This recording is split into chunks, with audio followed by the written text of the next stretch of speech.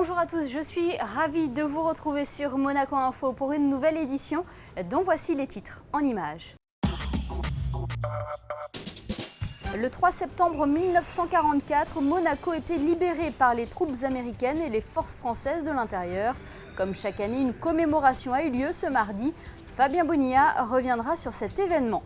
La principauté au cœur d'un reportage réalisé par la chaîne d'information Euronews. Une équipe de Monaco Info a suivi le tournage. Plus de détails dans cette édition. Et enfin, quand le prestige rencontre l'excellence, le 9e gala de l'Épicurien a eu lieu lundi soir au Fairmont Hotel. Cette soirée a réuni tous les acteurs de la haute gastronomie.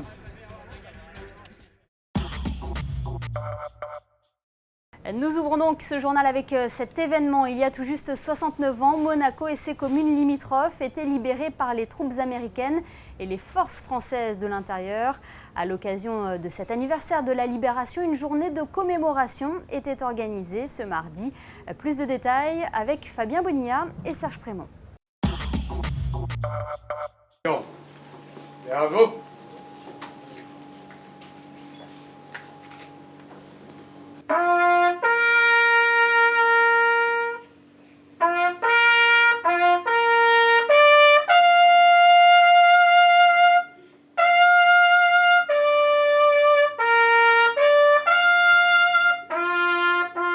Rangers aux pieds, képi, casquette ou casque vissé sur le crâne, mitraillette à la main, grenade en poche.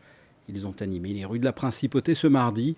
Ces passionnés ont défilé à bord d'une cinquantaine de véhicules d'époque. Il y a 69 ans, les troupes américaines et les FFI, les forces françaises de l'intérieur, ont libéré Monaco, Beausoleil, Cap-d'Aille, Èze et La Turbie. Cette commémoration est pour ces collectionneurs hautement symbolique. Pour les générations futures, je crois que ce qui s'est passé pendant cette époque-là, il y a des enseignements à tirer. Donc c'est très visible ce qu'on fait aujourd'hui. On pourrait se contenter d'avoir des officiels qui remettent une gerbe. Ce n'est pas suffisant. Je pense que grâce à nous aujourd'hui, on va reparler de ce qui s'est passé à cette époque-là. On pense à ceux qui sont passés par là, et quelles a été aussi les joies de la population certainement d'être libérés. On ressent une fierté et les gens sont avec nous, la population nous applaudit, adore. Je veux dire, on se sent quand même utile à la chose, quoi, au souvenir pour les enfants, surtout pour les écoles. C'est une façon de se rappeler ou de faire se rappeler ce que nos parents et nos grands-parents ont vécu. Ma mère, concrètement, qui avait tout juste une vingtaine d'années à l'époque, me dit les Américains, en fait des Canadiens ici, ils descendaient la rampe Major en Jeep. Ça, bon, aujourd'hui ça se fait plus, c'est dommage. et tout un tas de petites anecdotes. Ça c'est un petit peu amusant, mais il y en a d'autres qui étaient beaucoup plus terribles, comme l'absence de ravitaillement. Ça à la maison, j'en ai entendu parler, ils crevaient la dalle ici. J'avais quand même 4 ans quand ils ont débarqué. J'ai vu, c'est des véhicules blindés, et puis c'est toute l'équipe qui passait, qui n'était pas tellement bien fringuée, quoi, hein. Pas habillés comme nous, propres, pas les véhicules propres comme on a nous, hein. C'était un peu comme ça pouvait, quoi, hein. Le 3 septembre 1944, Monaco était libéré, la fin d'une période sombre. Plusieurs cérémonies ont été organisées tout au long de cette journée, comme des dépôts de gerbes, notamment à la Maison de France, place de la Visitation, à la mairie ou au lycée Albert Ier. Sans oublier un hommage vibrant au cimetière en présence de nombreuses personnalités, avec un dépôt de couronnes au monument aux morts, ainsi que sur les tombes des 2 héros monégasques de la Résistance, René Borghini et Joseph Lajoux.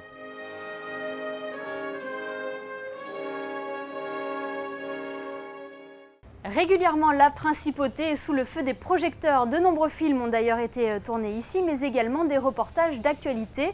La semaine dernière, la chaîne d'information Euronews était sur place pour tenter de découvrir la principauté de l'intérieur. Voyez ce reportage de Fabien Bonilla. Une équipe d'Euronews était en principauté toute la semaine dernière.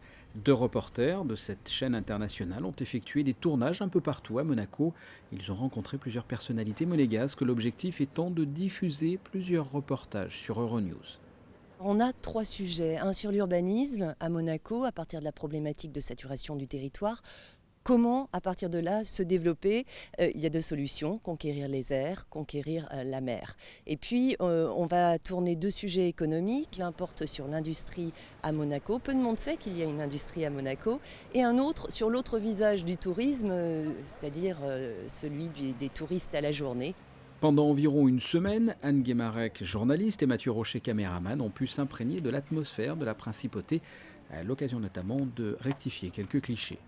Quand on est arrivé, on s'est dit, mon Dieu, avec tous ces bâtiments construits les uns sur les autres, on va étouffer ici. Et en fait, on a découvert pas mal de poches de verdure, on a beaucoup sillonné à pied. On a commencé par faire un tour en bus touristique, c'est la meilleure façon de découvrir une ville, finalement. Comprendre comment elle fonctionne à la base, quand on arrive. Et non, je trouve que c'est une ville très créative et très surprenante. Euronews est une chaîne de télévision internationale d'information en continu. La chaîne est reçue dans 155 pays. Selon certains sondages, Euronews est regardée quotidiennement par près de 2,9 millions de foyers européens via le câble et les satellites, ainsi que par près de 3,7 millions via les réseaux hertziens. Ce premier reportage sur l'urbanisme en principauté, d'une durée de 6 minutes, sera diffusé très prochainement. 2 autres reportages économiques sont à prévoir. L'équipe d'Euronews viendra tourner à nouveau à Monaco, courant septembre. Dans l'actualité, en bref, le programme de la Journée européenne du patrimoine est en ligne. Il suffit de vous connecter sur le www.journeepatrimoinemonaco.com pour connaître tous les sites qui seront ouverts pour cette journée du 22 septembre. Pour rappel, le thème de cette 18e édition est Monaco, terre des arts. Toujours en bref et en images, les Masters de pétanque auront lieu en fin de semaine les 5 et 6 septembre prochains. Vous le voyez sur ces images, les terrains de jeu prennent forme sur la place du Palais. Nous reviendrons sur ces installations dans une prochaine édition. Prenons la direction du Fairmont Hotel à présent. C'est là-bas que se déroulait la 9e édition du gala de l'Épicurien. De nombreux chefs étaient réunis pour cette soirée placée sous le signe de la haute gastronomie. Voyez ce reportage. Après le toit de l'Arc de Triomphe, le Vista Palace ou encore le Cap d'Antibes Beach Hotel, les organisateurs du gala de l'Épicurien avaient choisi le Fairmont Hotel pour organiser leur 9e édition et plus précisément cette vue imprenable sur la Méditerranée de l'horizon deck. Ce choix n'a pas été fait par hasard, en effet le savoir-faire monégasque est mis à l'honneur dans le prochain numéro de l'Épicurien Magazine. Aujourd'hui on a des chefs, ce sont des ambassadeurs dans le monde entier et nous l'Épicurien on a envie d'apporter ce côté-là en amenant des producteurs, des partenaires, des maisons de vin, des maisons de champagne, de tout cet univers-là avec nous, mais aussi l'art avec des artistes, des peintres comme vous avez pu le voir, des maisons de parfumerie pour l'essence. On essaye d'éveiller l'essence, donc l'Épicurien c'est cette envie-là, d'égayer l'essence, de porter son nom comme on dit, mais toujours privilégier la qualité à la quantité, même si ce soir la quantité est là.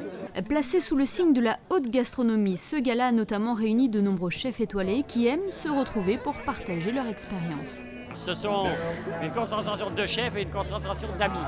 Chacun, l'un et l'autre, fait le devoir de ce qu'il sait faire avec ce que les épicuriens ont mis à la disposition pour faire des recettes d'exception. Soirée des épicuriens, à la rencontre des gens qui apprécient énormément tout ce qu'on fait, des producteurs d'exception, des chefs sympas, donc c'est un grand moment. On fait des rencontres. Et puis bon, on a de la chance, quoi. On est sur la Côte d'Azur, on est à Monaco, il fait beau. Donc c'est une belle soirée de gens qui aiment profiter et vivre la gastronomie à fond. Tout au long de la soirée, 14 chefs étoilés ont régalé les 350 convives grâce à ce show cooking.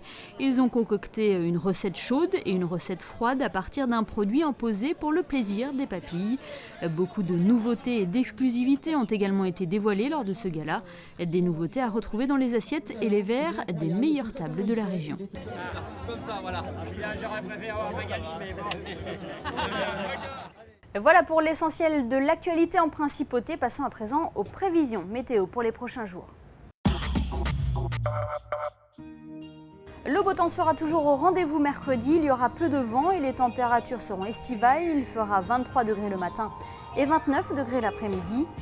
Jeudi, maintien d'un temps sec et beau. Les nuages seront rares dans le ciel monégasque.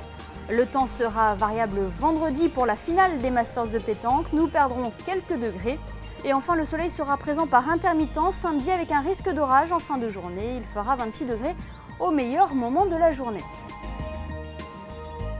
Ce journal est à présent terminé. Merci de nous avoir suivis. Dans quelques instants, vous avez rendez-vous avec les sorties cinéma de la semaine. Quant à nous, on se retrouve très bientôt sur Monaco Info.